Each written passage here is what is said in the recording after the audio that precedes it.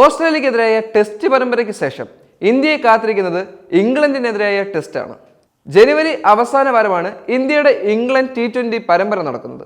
Border Gavaskar ട്രോഫിക്ക് ശേഷം നടക്കുന്ന T20 പരമ്പരയായതിനാൽ പ്രധാന താരങ്ങൾക്കെല്ലാം ഇന്ത്യ വിശ്രമം നൽകാനാണ് സാധ്യതകൾ കൂടുതൽ.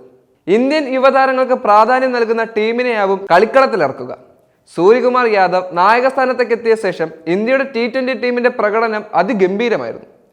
ദക്ഷിണാഫ്രിക്കയിലടക്കം T20 പരമ്പര തൂക്കാൻ ഇന്ത്യക്കായി. ഇംഗ്ലണ്ടിനെ സ്വന്തം തട്ടകത്തിൽ ലഭിക്കുമ്പോൾ തോൽപ്പിക്കാൻ ഇന്ത്യക്ക് എളുപ്പമാവില്ല. ഇംഗ്ലണ്ടിനൊപ്പം മികച്ച താരനിരയുമുണ്ട്. അതുകൊണ്ട് തന്നെ ഇന്ത്യക്ക് ജയിക്കാൻ നന്നായി പ്രയാസപ്പെടേണ്ടി വരും. ഇന്ത്യ ദക്ഷിണാഫ്രിക്കയിൽ കളിച്ച മിക്ക താരങ്ങളെയും ഇംഗ്ലണ്ട് പരമ്പരയിലേക്കും പരിഗണിക്കുന്നുണ്ട്. ദക്ഷിണാഫ്രിക്കയിൽ കളിക്കാതിരുന്ന ചില താരങ്ങൾക്ക് ഇംഗ്ലണ്ട് പരമ്പരയിലേക്ക് വിളി നൽകാനും സാധ്യതയുണ്ട്. CSK നായകൻ ഋതുരാജ് ഗെയ്ക്വാദും വിക്കറ്റ് കീപ്പർ ബാറ്റ്സ്മാൻ ഇഷാൻ കിഷനും ടീമിലേക്ക് എത്തുമെന്നാണ് വിവരങ്ങൾ. ഋതുരാജും ഇഷാനും ആഭ്യന്തര ക്രിക്കറ്റിൽ തിളങ്ങുന്ന താരങ്ങളായിരുന്നു. ഇരുവരും ഇന്ത്യൻ ടീമിലേക്ക് തിരിച്ചെത്തുമെന്നാണ് വിവരങ്ങൾ ലഭിക്കുന്നത്. ഓപ്പണിംഗിൽ അഭിഷേക് ശർമ്മ ഉണ്ടായേക്കില്ല. സഞ്ജു സാംസണിനൊപ്പം ഇഷാൻ കിഷനോ ഋതുരാജ് ഗെയ്ക്വാദോ ഓപ്പണറായി എത്താനാണ് സാധ്യതകളേറെ. സഞ്ജു സാംസൺ ആഭ്യന്തര ക്രിക്കറ്റിലും ഓപ്പണറായി മിന്നിക്കുകയാണ്. അതുകൊണ്ട് തന്നെ സഞ്ജുവിന്റെ ഓപ്പണർ സീറ്റ് സുരക്ഷിതമാണെന്ന് തന്നെ പറയാം. എന്നാൽ ഓപ്പണിംഗ് പങ്കാളി ആരായിരിക്കുമെന്ന് കാത്തിരുന്ന് തന്നെ കാണേണ്ടി വരും.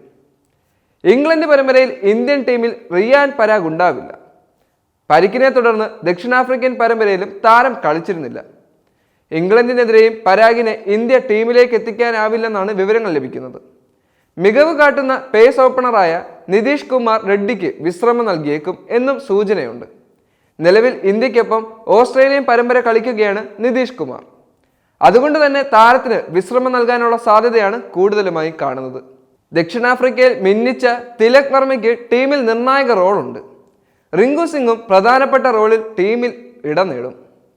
ജിതേഷ് ശർമ്മയെ ബാക്കപ്പ് കീപ്പറായി ഇന്ത്യ ടീമിലെത്തിക്കുന്നുവെങ്കിലും കളിക്കാൻ അവസരം ലഭിച്ചിരുന്നില്ല. ഇഷാൻ കിഷൻ ടീമിലെത്തിയാൽ ഇന്ത്യ ജിതേഷിനെ തഴയുമെന്നാണ് വിവരം.